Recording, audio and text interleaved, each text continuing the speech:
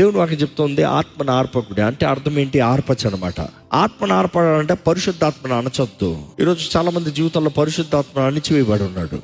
ఒకప్పుడు you had revival, once upon a time you had fire burning. ఈ రోజు లేదు. కారణం ఏంటి? బలిపీఠం లేదు.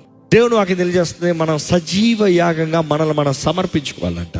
దేవునికి ఇంపైన ధూపంగా శ్వాసగా మనం మారాలంట. Sweet aroma. దేవుని అగ్ని నీ పైకి రావాలంటే నిన్ను సమర్పించుకోవాలి. నిన్ను ప్రభు పాదాల దగ్గర పెట్టుకుని, ఇదిగో ప్రభు ఐఎమ్ హ్యూర్. ఎవ్వరు సమర్పించుకోకుండా పరిశుద్ధాత్ముడు రాడు. ఇప్పుడు జ్ఞాపకం చేసుకోండి, పరిశుద్ధాత్ముడు ఎవరిని దాడి చేయడు, ఎవరి మీద ఫోర్స్ తీసుకురాడు.